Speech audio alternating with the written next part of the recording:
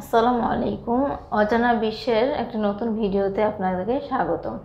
আজকে আলোচ্য বিষয় আগ্রার দুর্গ। আগ্রার লালকেল্লা ভারতীয় উপমহাদেশের শাসক মুঘল রাজবংশের রাজকীয় আবাসস্থল এবং মুঘল স্থাপত্যের এক অনবদ্য নিদর্শন। কেল্লাটি 1982 সালে সাংস্কৃতিক ঐতিহ্যবাহী স্থান হিসেবে ইউনেস্কো বিশ্ব ঐতিহ্যবাহী স্থানে অন্তর্ভুক্ত হয়। দুর্গটি ভারতের একটি রাজ্য উত্তরপ্রদেশের আগ্রার যমুনা নদীর তীরে অবস্থিত।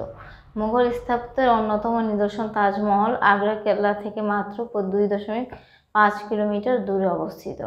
আগ্রার দুর্গ রাস্তা বেলে পাথরের তৈরি। দুর্গের প্রাঙ্গণে আয়তন 2.5 কিলোমিটার। দুর্গটির অভ্যন্তরে অনেক প্রাসাদ, মিনার এবং মসজিদ আছে। এসব 16 শতাব্দী থেকে অষ্টাদশ শতাব্দীর প্রথমার্ধের মধ্যবর্তী সময়ে নির্মিত হয়।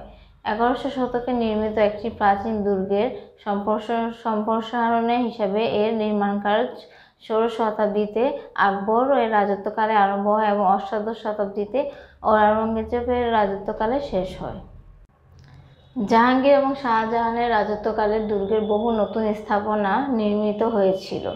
দুর্গ অভ্যন্তরে উল্লেখযোগ্য দর্শনীয় স্থানসমূহ হল খাসমহল, শীষমহল, মোহাম্মদ বুর্জ, দেওয়ানি খাস, দেওয়ানি আম, মতি মসজিদ এবং নাগির মসজিদ। এই স্থাপনাসমূহে তিমুরিদ পারসিক শিল্পকলা এবং ভারতীয় শিল্পকলার এক আশ্চর্য মিশ্রণ পরিলক্ষিত হয়। যদিও বর্তমান দুর্গটির অধিকাংশই মুঘল আমলে নির্মিত হলেও সেখানে 1100 শতকে নির্মিত একটি প্রাচীন দুর্গের অবস্থান ছিল। 1475 সালে আগ্রা কোর্ট ছিল রাজা বাদল সিংয়ের অধীনে স্টক নির্মিত একটি সামরিক দুর্গ, যার নাম ছিল বাদলগড়। ইতিহাসে 1080 সালে সর্বপ্রথম এর উল্লেখ পাওয়া যায়। এ সময় গজনভির সামরিক বাহিনী এই দুর্গ দখল করেন। সুলতান সিকান্দার লোদি 1488 থেকে 1517 সালে দিল্লি থেকে তার রাজধানী আগ্রায় স্থানান্তর করেন। এরপর থেকে আগ্রা দ্বিতীয় রাজধানী পেয়েছিল এবং সুলতানি আমলে আগ্রা থেকে রাজকীয় কর্মকাণ্ড পরিচালিত হতো। তার পুত্র সিকান্দার লোদি 1517 সালে পানিপথে যুদ্ধে সম্রাট বাবরের নিকট পরাজিত ও নিহত হওয়ার পূর্ব পর্যন্ত এখানে অবস্থান করেন।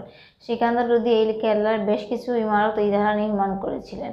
1526 সালে দিল্লি জয়ের পর সম্রাট বাবর আগ্রা দুর্গে অবস্থান করেন। তিনি এখানে একটি বাউলি নির্মাণ করেন। 1530 সালে এই দুর্গে সম্রাট হুমায়ুনের রাজ্যাভিষেক হয়। 1540 সালে হুমায়ুন বিলগ্রামের শের শাহের কাছে পরাজিত হন। 1555 সাল পর্যন্ত এই দুর্গ শের শাহের দখলে থাকে। এরপর হুমায়ুন আগ্রা দুর্গ পুনরুদ্ধার করেন। 1556 সালে আদিল শাহ সুরির সেনাপতি হিমু আগ্রা কোর্টে পুনরায় দখল করেন এবং আগ্রায় পলায়নরত গভর্নরের পশ্চাৎ-ধাবন করেন। এ সময় তুগলকদের সমরাঙ্গনে মুঘল বাহিনীর সাথে তার যুদ্ধ হয়, যা তুগলকদের যুদ্ধ নামে পরিচিত। 1558 সালে সম্রাট আকবর আগ্রায় রাজধানী স্থানান্তর করেন। ঐতিহাসিক আব্দুল ফজল সেই সময় দুর্গকে বাদলগড় হিসেবে আখ্যায়িত করেছেন। সম্রাট আকবর রাজস্থানের আরাউলি থেকে সংগৃহীত বেলে পাথর দিয়ে ক্ষতিগ্রস্ত দুর্গটি সংস্কার সাধন করেন। দুর্গের ভিতরের অংশ ইটের গাঁথুনি আর বাইরের অংশে আছে বেলে পাথরের আস্তরণ।